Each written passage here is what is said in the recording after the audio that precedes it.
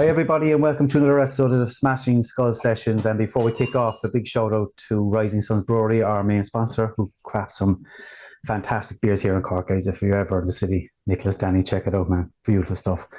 Right, here we are with EF, guys. I've been looking to get these guys on the show for a few months. I have been chatting to Niklas on and off. We finally got it happening. So, Niklas and Danny, lads, welcome to the show. Thank you very much.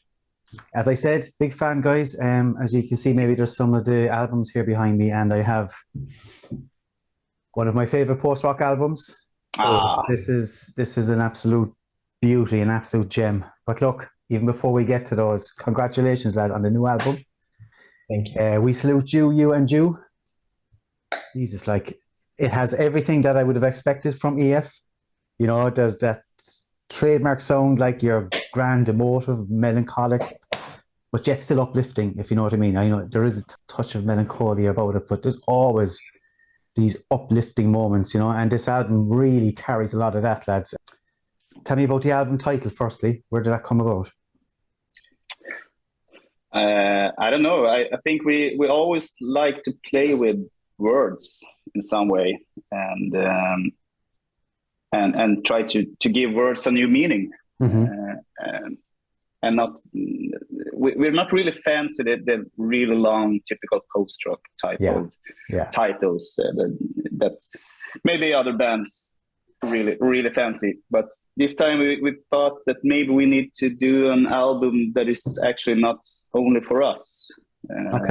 Also for our audience, because I mean we've been doing music for ourselves for 20 years, and now it felt like our comeback album might need a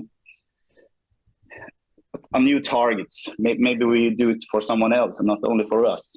Maybe it's not only our own emotions that need to get out there. Maybe we need to embrace actually all the people that been with us for 20 years and made it possible. So was it sort of nearly an acknowledgement to everybody who stood by you for the 20 years and who's been part of the process and part of the support fee? Yeah, I mean, kind of, because without them, we wouldn't be able to do this. Mm-hmm. I mean, we're not doing this full time. We're doing this as a hobby, and it's extremely. We're extremely lucky to have people that actually want to join us in our hobby. I mean, if we would do this as a band trying to make a living on the music, maybe we would expect people to follow us and come to every show and give us their money and buy our albums. But now it's more like, let's hope someone still remembers us.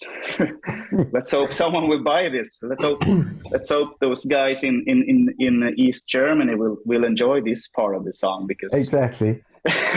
I mean, Danny, would you agree? Like, I mean, you were away for 5 years. There was a 5-year hiatus. I was thinking about like every time you go out on tour, or people writing to us on social media, that people that actually been with us for 20 years, it's really hard to grip.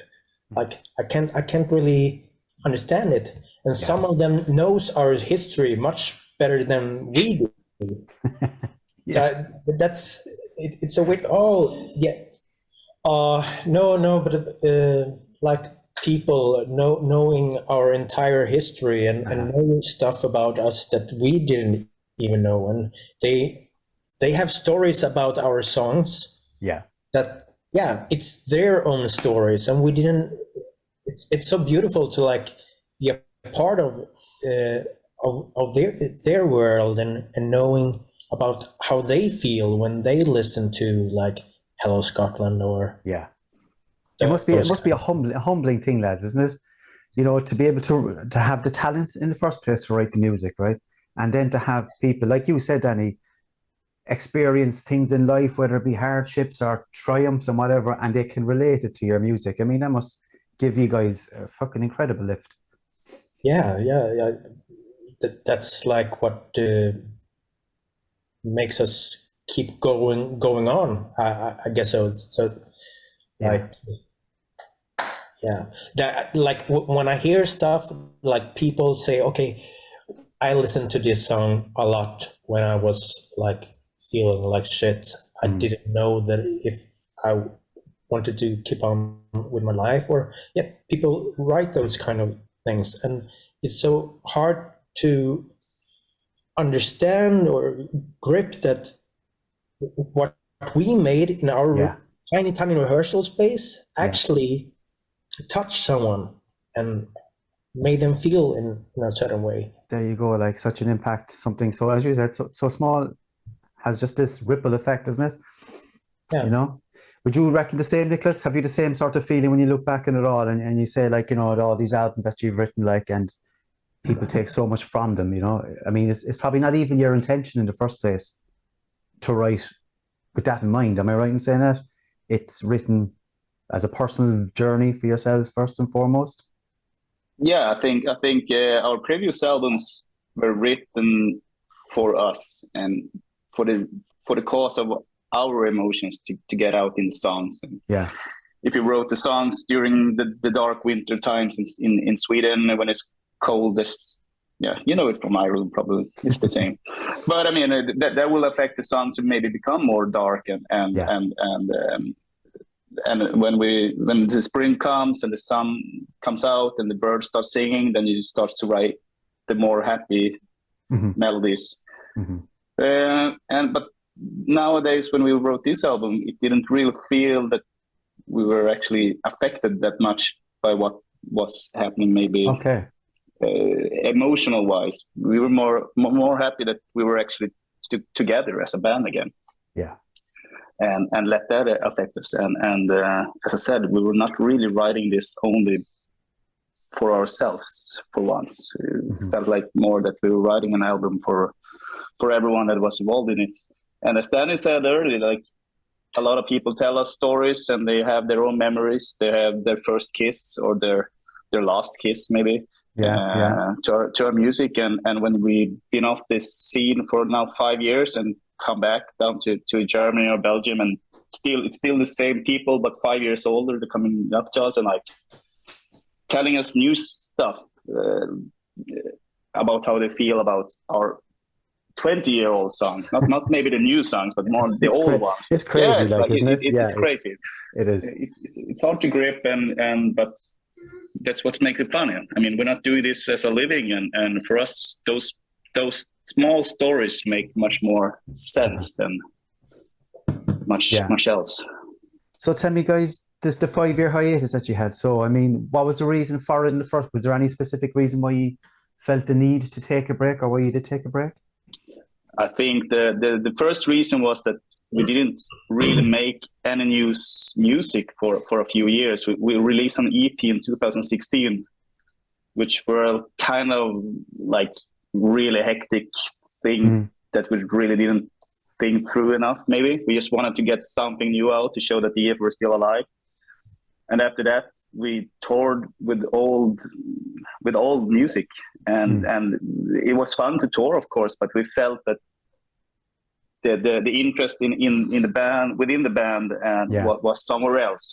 People started to get kids, bought houses, moved out of the city. We didn't see each other as much as we needed to, and in 2018, Danny wasn't really with us on the last tour.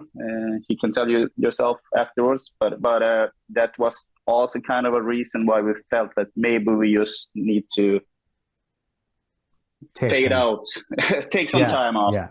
And with the pandemics, it made it much easier to just not be around. No, it's true. I mean, like you said, Niklas, like if at that stage before you finished for a while, the hiatus, I mean, 15, 12, 13, 14, 15 years together as a band is a long, long time to be able to keep it going. And like you mentioned earlier, like this was something apart from your own regular lives, lads, you know, you've kids, you've families, work. I think there is a stage for every band, I think that's undergoing, no matter who they are or no matter how big they are. There is a time where they need to take a break, don't they? Of course. Like Danny, Niklas was touching on something you wanted to sort of mention with regards to the last 5 years. Yeah. I've talked so much about this, but in Swedish, so it's it gets it makes it a bit more difficult. No, but I always suffered from like mental illnesses. Okay. And yes, being medicated for it for my whole grown up life. And but somehow I managed by drinking tons of alcohol or doing drugs. And yeah, something happened in 2018, and I don't really know, but I ended up at a hospital, and I was there like for 3 months at first. I came home for a week, and that changed my entire life. I wasn't really aware of what I was doing. I was like doing things like in a medical fog. And then I ended up at the hospital again, and yeah, but I got like help for it. So nowadays, like when I play with EF, like Niklas and Thomas and all the other guys, that they are so they know about my situation. They know everything. So they try to make it like the best way possible. Like when we rehearse or so, okay, maybe I go for a rest for a while, then I come back and we rehearse, and like when we tour, I often get like a single room because I need some time to go away and like just ease my mind. So and I don't drink or do drugs since like a few years back. So that's really what I need to like stay all sober to like keep sane. Of course, yeah. I mean, like you're one of many, Danny. Don't think for a second that it's something that's, you know, that isn't heard of. Like, I mean, so many people suffer and struggle, and again, during the time of the pandemic, didn't fucking help anybody with regards mental illness and being alone, and you know everything that goes with it and coincides with all that. Like, I mean, the main thing being you're on the other side of it now. You're fighting back. Like that was the best thing. Like when Niklas contacted me during the pandemic and said, like, should we just get together and see what will happen? And we didn't know if we were gonna write some new music or just hang out for coffee or so. But everything felt like, okay, now we're here together again, and it feels really good, and it's easy to make music again, and it's fun. So I don't even think you even owned your gear any longer. No. You sold everything. You had to really start from scratch. Yeah. If there was ever a fresh start, that was the one. So Danny, I mean, Jesus, man. And so, like, again, the writing process. So that's for the latest album. Was it easy? The fact that you all made a conscious decision to get back together again and give it a shot. Or did you find it tough with that sort of hiatus hanging over your heads? I don't think the hiatus was the hard thing. It was more when Dan was actually recovering from this illness, and we were in contact again, and he seemed interested to actually do music again. And I felt like maybe we should just do it without any big plans at all. Okay. Very unpretentious, like rent one of these ready rehearsal spaces with shitty drum kit and some really shitty amplifiers, and we can just go in there because Danny didn't own anything anyway, so we couldn't bring stuff to our own place. So we just went there for 3 hours, like every second Sunday, and we got so much music going, like a lot of melodies and bits and pieces that we used. We haven't been doing any real new music for almost 8 years. Okay. Since the EP. Yeah. So we were like, fuck this, it's just flowing. But due to our old brains and and we needed to record everything because like 2 weeks later we didn't remember what we had been doing. So our iPhones were packed with like ideas and sounds. Short ideas, yeah, and it sounded shit because these rooms were not really made for recording stuff in. Yeah. But some of those parts actually became more song friendly, and when Eric sitting up in Stockholm got some kind of demos, he started to do his parts on it and sent back to us, and we're like, oh, maybe it's starting to become songs. Okay. So I think the writing process went pretty smooth in that way that we actually we just got shit out. We didn't really discuss that much. We didn't fight and I suppose you probably didn't overthink it too much, Niklas, which is probably a help.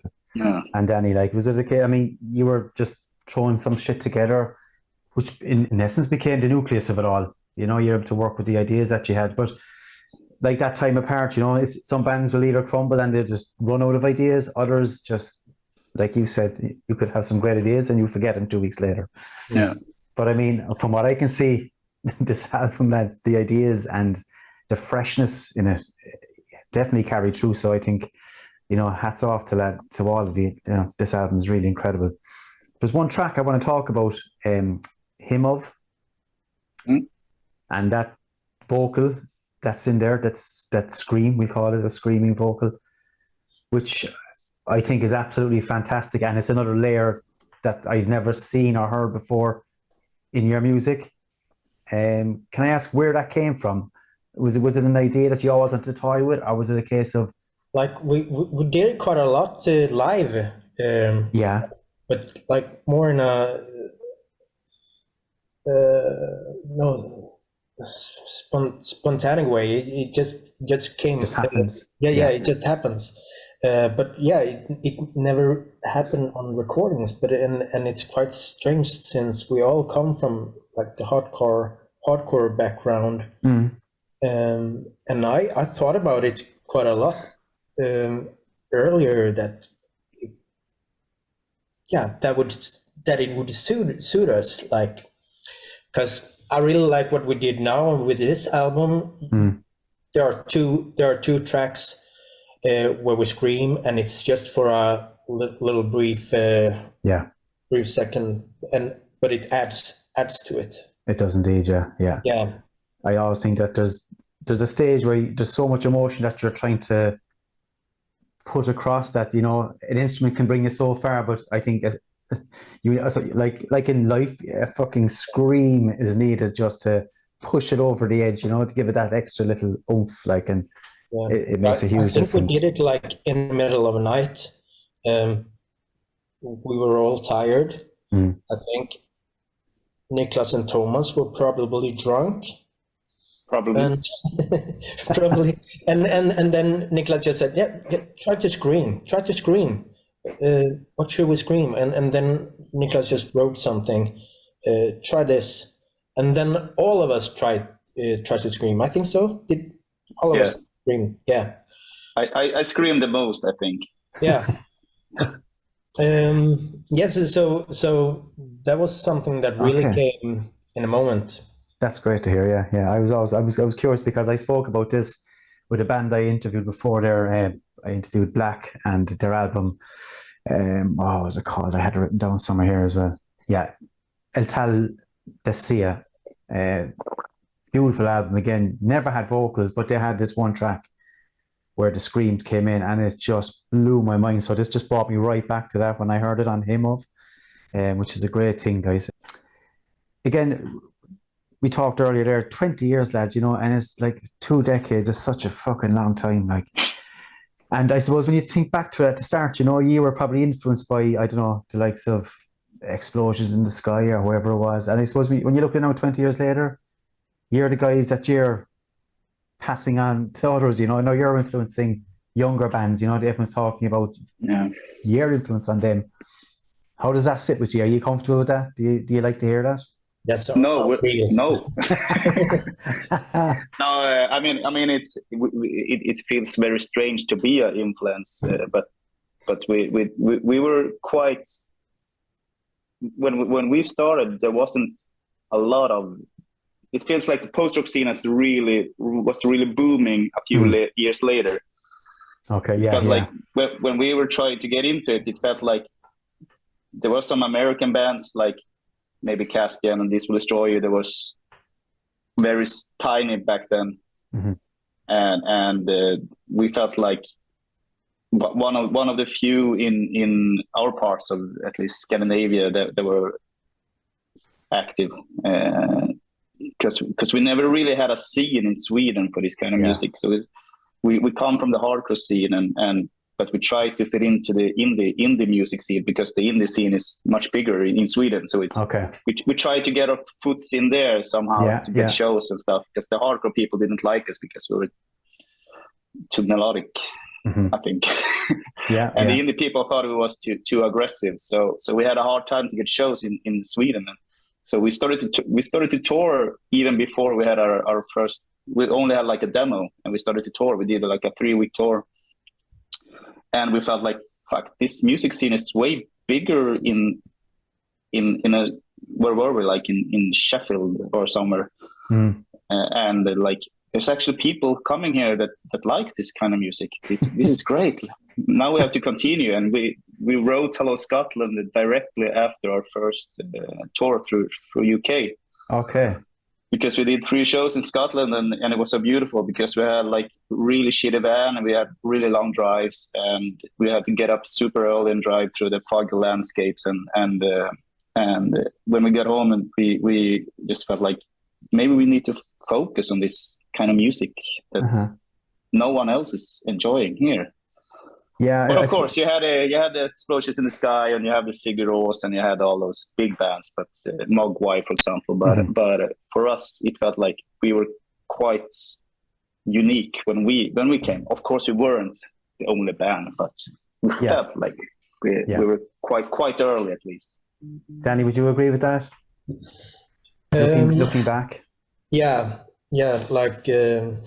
We never got like appreciation in Sweden. We couldn't play anywhere, and we still have a hard time finding good shows in Sweden. But like just leaving Scandinavia, then it's a total different way. Yeah, and it's an amazing thing, because there's so many great Swedish post bands out there. I mean, I've interviewed Sager Samleder Maslurit. I've interviewed O Hiroshima, A Swarm of the Sun. I mean, to me, those names are fucking huge, like, and how they can't fill out a decent sized venue in a country like Sweden sort of baffles me, because the guys said the same thing as G-Lads, that they had to look further afield to get that recognition, to get people turning up, you know. I still can't get my head around it, you know. I mean, we're in Ireland, we're an island nation, so we do find it's harder, because you're really caught because of the water, obviously. Like, and I suppose you're the same. Like, I mean, if you're mainland Europe, it seems to be the place to be, because it's easier to travel, and it's easier to get from country to country, city to city, isn't it, to promote yourselves? Yeah, I mean, when we were starting up, there were of course bands in Sweden as well playing, like Jennifer Rever from the Stockholm area. You had PG Lost had just started out, I think, and Scraps of Tape from Malmö. So there were bands around, but no real scene. Everyone was going out to Europe to play. No one in Sweden tried to help each other to actually make it work. It was more like acceptance of that it wasn't there. Let's meet in Berlin instead. Okay. Yeah. That's do a show together in Berlin. And that's what happened. Yeah. I mean, do you think that was the right? Was there ever a chance? Do you think, if yourselves, PG Lost, got together and said, "Right, let's make a go out of here"? Do you think it was ever going to happen? Did you think about that? I think the scene right now would actually be pretty funny to see what happened, because we played with Goddess and Astronaut in Stockholm, and I wouldn't think that no one in Stockholm would know about Goddess and Astronaut. Maybe 200 people or something, but it was over 500 tickets sold, and that shows that there is interest in Sweden. It's just you need to reach out to all those people that actually are interested, because there's so much things going on, and Sweden is a very trendy country, and it's like more following the trends and see what bar is opening, and or what brand is cool right now. But the music fans yeah, of course, the music fans are following trends as well, but music like post-rock isn't really based on trending. Yeah, I know what you mean. Like, Danny, what do you think? Like EF doesn't fit into the Swedish music scene as such at the moment, so because of... Did you ever think to yourselves, right, do we fucking tweak things a bit? Do we make ourselves a bit more Sweden-friendly? Are we adamant you were what you were? Actually, we thought about it, because like the songs that get popular are often the songs where we sing, where it's vocals. Thomas has a voice of an angel. Absolutely, yeah. A crying angel. No, but it's a beautiful thing. It's a beautiful instrument, right? He's a talented singer, and people appreciate when he sings. So we thought maybe we should just write more songs where it's lyrics, but it's we don't know how to do that. We can't make like 3-minute songs, and we want to make them like long and would. So take the listeners to different landscapes or soundscapes and all that. We want a drop, and we want explosions, and we're not a pop band. Yeah, it just wasn't in you, basically, was it? We can't write pop songs. No, not yet. Not yet. Who knows? We could see on the Eurovision or something in a couple of years' time. Who knows? Yeah. Maybe. You'd never know. Look, I'm going to give everybody a taste of some of your music, lads, from your latest album. This track is Moments of Momentum. It's the opening track, if I'm not mistaken. Have a listen, guys. See what you think. I'm assuming you've already heard it, guys, but here we go.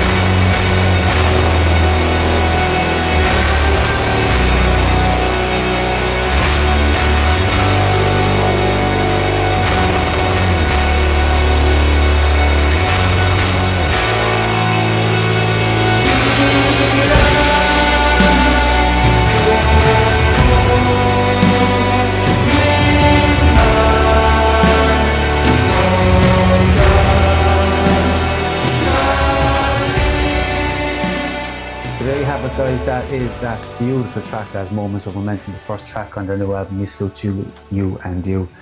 Guys, get a bit of touring talk, if you don't mind. I know you've just done a tour, maybe 2 weeks ago, was it? You went to Germany, Poland, Norway and Sweden. Yeah. Fantastic. Scandinavia. Unbelievable. Was with God as an Astronaut for all the shows or just a few? We did one show in Bielefeld in West Germany by ourselves, and then we supported God as an Astronaut in Leipzig, Krakow, Gdansk, Stockholm, Oslo, and Copenhagen. Wow, Jesus, you remember those well. Fair play to you.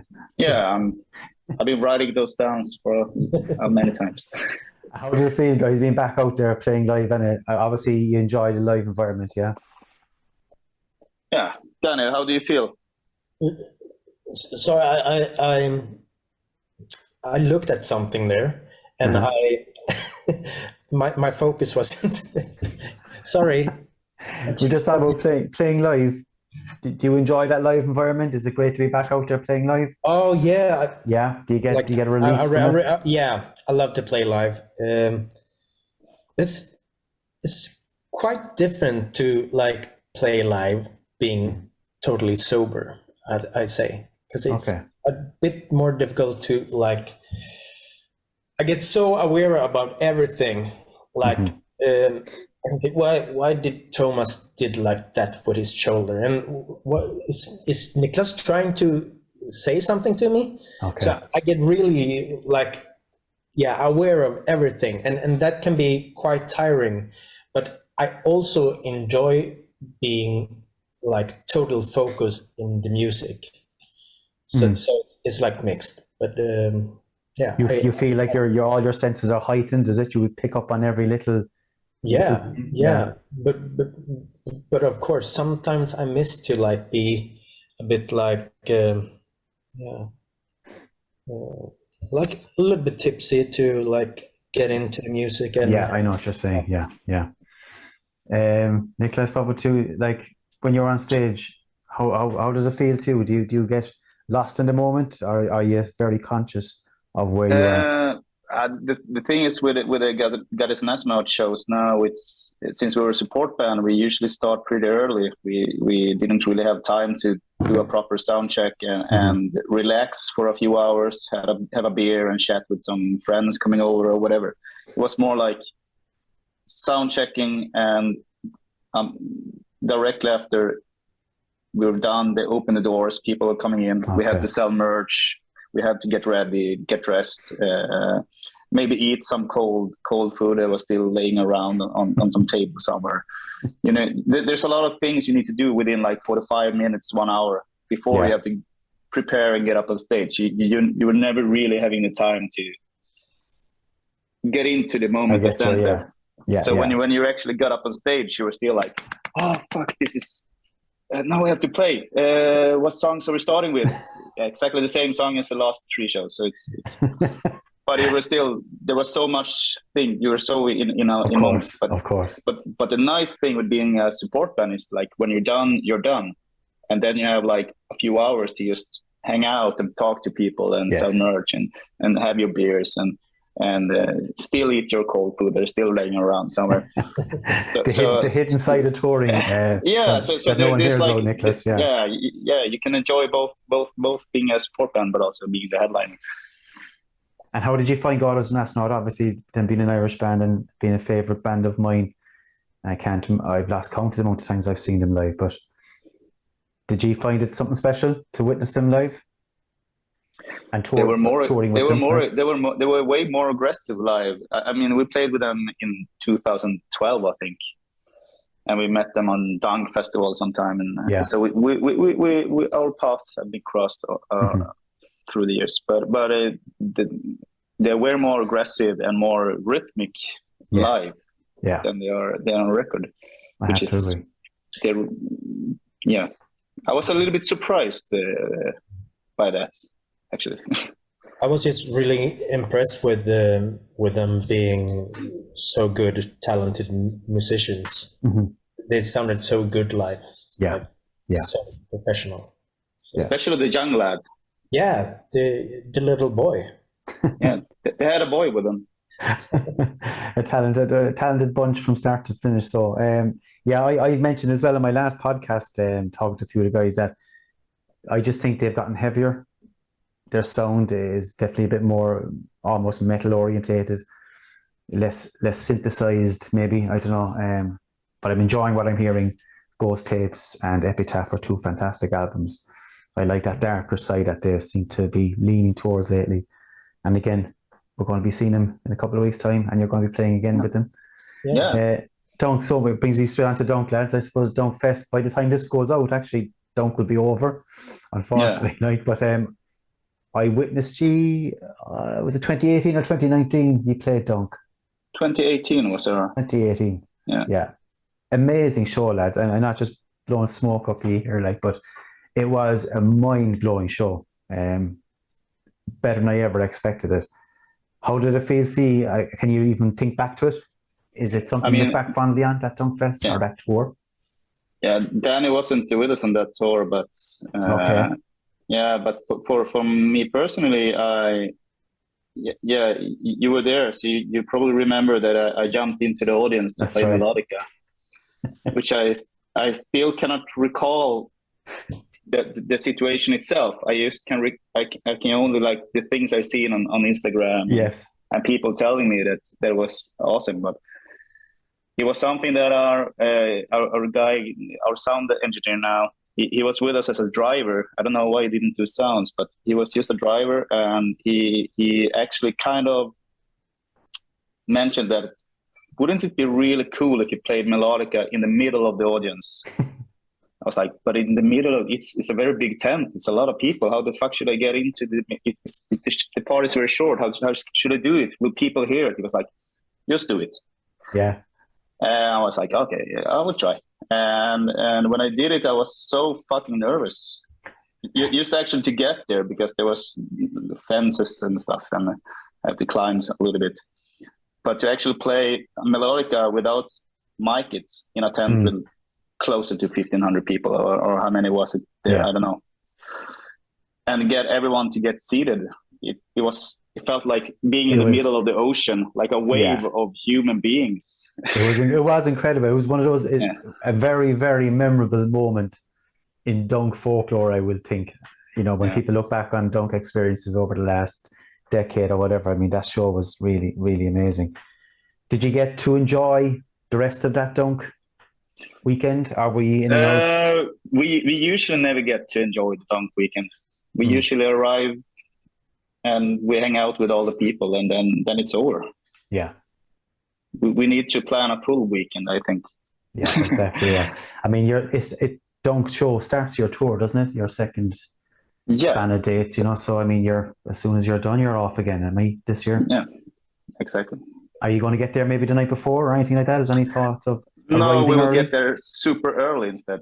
So we'll try to enjoy the full day. And I think we have a pretty early stage time as well. So right, looking forward to it. It's 6 o'clock or something. Yeah. Yeah. There's plenty of drinking has happened before 6 o'clock, so people will be well up for it, I would imagine. Can I also talk about the artwork, lads, on your albums? Because even if looking behind me here, we have Ceremonies and Morning, Golden Morning. And as I showed already, Give Me Beauty. Who is in charge of deciding what type of artwork you go with? Or is it a group decision? Nah, I guess it's me in the beginning. Then I'm getting inputs from the guys. I'm not doing it myself. The Give Me Beauty I actually did together with an American photographer that I can't recall his name. I tried to looking up. It was some guy I met on MySpace in 2004. MySpace, and we exchanged some kind of MySpace messages, and I was saying that I was playing in a post-rock band and we needed something for our demo, and he sent me some photo, which ended up to be that mountain. But since MySpace doesn't exist anymore, I can't log back into and see who the fuck he was. It would be really funny because I don't think he understands that it's us. I don't even know if he liked post-rock music. But the other ones, the Morning, Golden Morning and Ceremonies, and now also the We Salute You, is our friend Staffan Larsson. Okay. Who is an illustrator. With the Morning, Golden Morning and Ceremonies, together with the Delusions of Grandeur EP, we actually had some kind of storytelling in it, because they're kind of similar with the ships and the sailors and the watchtower and lighthouse, not watchtower. Yeah, it's beautiful artwork. I think it definitely defines and depicts your sound. You know, I think you can take a lot from the artwork when it comes to listening to your albums. You know, I think they do go together very well. They do join. I like that with bands that actually have some kind of connection between both. Idea, yeah, exactly. Yeah, no? yeah. Not on a cool picture. Or... Yeah, exactly. I suppose music, lads, in general, what do you listen to yourselves at the moment? I mean, obviously you can't submerge yourselves constantly in post-rock, I'm guessing, or do you? Have you something you're listening to at the moment? Danny? Check your Spotify list maybe or something. see what's on it. I keep it for my job as well. I work as a music therapist, so it's some very obscure songs there. Oh yeah. But I listen to a lot of like Swedish pop, indie, and I listen to some jazz. Like Coltrane, and it must be old jazz. Okay, yeah. Or older jazz. But I'm a real sucker for classical music. Okay. I really love Beethoven and Wagner and Satie. Okay. Stuff like that. Interesting. Niklas, what about yourself? Yeah, I would also say that that's why Dan is responsible for writing the arrangements of the strings and horns, because he's the only one who knows that kind of music style. Yeah. If he would do it, it would sound only like pop strings, but he's actually putting some. Well, I think we even heard it in the track we just played there, Moments of Momentum. Yeah. That section we played, beautifully arranged. You know. Yeah. That's all down to you, Danny. Take the credit. That part did Eric write, so okay. I can take credits for that. You transformed it into strings from a synthesis. Yeah. Okay. Yeah. So, Niklas, what do you listen to? So, yourself, what would you play this evening if you want to chill out and listen to something? Right before I started to talk to you, I was actually listening to Daft Punk released a 10 years anniversary of their last album. Oh yeah, Jesus, 10 years already. With some strange studio. It's some kind of bonus version with the studio ideas, which was funny to listen to. I really love Daft Punk. A great band. And no, I'm trying to keep up with the modern post-rock scene and see what bands are doing. I really love the new Mogwai album that came. What is it, 2 years ago? And I try to follow the post-metal scene to see what's happening with that. There's a lot happening there, isn't there, Niklas? The post-rock, way too much. So many bands. I'm trying to keep up with the old ones like Cult of Luna and stuff like that have inspired EF in our maybe our more heavier songs. But otherwise, I'm not trying to go too deep into the post-rock scene because I have enough of it with EF. So when I'm listening to music myself, I'm trying to fit in more to. I do a little bit of Thom Yorke, Radiohead.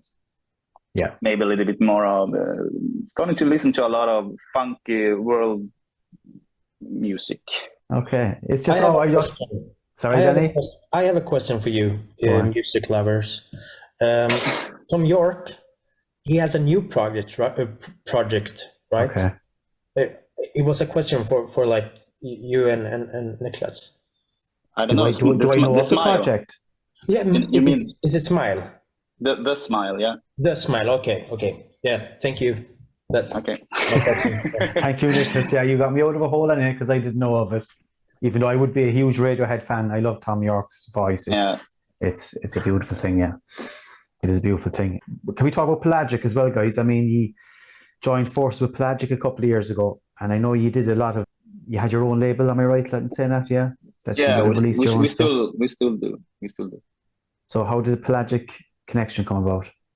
I think it was more we released 2 EPs on Pelagic, and Robin who runs it have always wanted us to join them for a full album, but we have the little we are touring, we need to make as much money as possible on every sold album. Yeah. And giving away the rights for CDs. And now no one is buying CDs anymore. But 10 years ago, when people were still buying CDs, it was a big deal to actually be able to gain like 80% of every sold CD. and not giving it away and gaining 20%. So we wanted to do it ourselves as long as we were a touring band. And now when we're not a real touring band, we thought maybe we can just give it away and let someone else handle everything, and we just can focus on doing shows. The few shows we will do, we can actually just focus on and not have to work with promotion and and you're in good company there with Pelagic, and you got the right guys on your side, that's for sure. I mean, the Pelagic have been growing a lot since we were starting to talk. I mean, it's amazing what he's been doing out of just the ocean and with friends, and now he's releasing a new band you never heard of every week. It's amazing. The newsletter comes in every week and it's a new band. I'm saying, fuck it, how much more can I take in, but there you go. Like Danny, again, we talk about merchandise and stuff. How important is it, like, to survive? Is it a huge chunk of it, of a band staying afloat? Sorry, one more time. Merchandise, the selling of merchandise, and having to have it at shows. How important is it for you? Well, it's important. It's especially for those shows we did with the supporting shows we did for God is an Astronaut, because we get paid that much then as a supporting band, but like that's our income for what we sell at the merch stand. But like it feels like Niklas lives behind the merch stand. That's where he hang out like most of the time, for the shows and after the shows, and Niklas talked to like everyone and do the selling. And I like that we sell stuff, of course, because we need to get some food when we stop by at the gas stations. Even hot food, Danny, huh? Yeah, and I often lay backstage in a couch reading, and while Niklas is working, doing the hard work. Is that, I don't know. We won't say too much about whether that's fair or not, Danny, that you're crashed out on the couch and Niklas is up front and center. But look, I'm always curious to see how bands survive. The bands in these scenes, when it's a hobby more than a lifestyle choice. And obviously the merch is a big thing. And I'm just wondering, like, when you go on tour, is that literally paying for your day-to-day expenses as you travel? Yeah. Is that how it goes? When what Dennis said, like when we're a support band, we got an astronaut. We are living out of the merch, of course, but instead we're playing for 500 people in Stockholm instead of 50 people. Yeah. So percentage-wise, you sell loads more of merch, but you get a lower fee. So somewhere in the end, it evens out, and you have to calculate how if it's worth it or not. But is it selling well? Yeah, I mean, it is selling well. I mean, the people who listen to this kind of music is really into merch and into buying albums, especially vinyl nowadays. But also, it feels like people want to carry a memory with them back home. Yeah, maybe they listen to Spotify but they want to bring a CD with their autographs on or something, just as a memory of the show. But I think we all have our everyday jobs, and we all make a living. We're not really relying on the music to make us pay the rent or whatever. So with our short tours of 5 or 6 shows in a row, the little money we get from the merch is maybe just evens out the production cost of a few studio days in the end or something. Yeah. No, it's not easy. Like, I mean, I just have the utmost of respect for bands like yourselves, lads, who are around so long, like, as 20 years, and to be doing it for the love of the music and for the respect of the people that listen to your music, to still continue to do it, because a lot of bands could just drop this and say, fuck it, we're not making shit from this. Let's just park it. But you don't, And I don't know, I think it's an absolute credit to you guys, really is. I want to wrap up here with 3 session questions that I would have thrown your way, lads, last week, just for a bit of fun. I'd be curious to hear your answers. First one, lads, what track would you like to do a cover version of if you had the option? Danny, kick it off, man. It's Beethoven, 7th Symphony, second movement. No, but seriously, listen to it, and you will understand that could actually fit EF. Okay. So Niklas, we have to do it. Okay. So yes, we will steal it. There's your homework, Niklas. No, check that out. Will it be a theft, or is it okay to use it because he's been dead for way too long? It's okay. It's okay. Okay. Danny has officially cleared it. It's good to go. Yeah. Niklas, what would you like to do a cover version of your own interpretation, an EF sound? It's pretty funny because we've been talking about this, and there's so many songs that I've been listening to for way too long, and I thought maybe this song would be perfect in EF, like in a post-rock way. But all those songs are from pretty small indie bands from Sweden, which no one would understand that it would even be a cover. Okay, I guess. Which would make it pretty boring. But those are songs that I've been growing up with and been listening to a lot, and which means a lot to me. But I think if we go out to Europe and play them, no one would understand what's if it's an EF song or if it's a cover song. We could say it's the EF song. Yeah. But I think me and Danny has a lot of common influences when it comes to music, and one band is Fireside from Sweden. They also made some kind of reunion now. Mm-hmm. But they've done some really memorable songs, and it would be really funny to do Left Russell. Okay. Check it out. I'll check it out. I have heard Fireside. The name definitely rings a bell. I would have seen their social media stuff maybe. Yeah, I definitely check that out. Second question, guys. What movie or series would you like to hear one of your tracks played in? Beverly Hills 902. Is that back? Is it? It is actually back, but with different casting. I mean the original.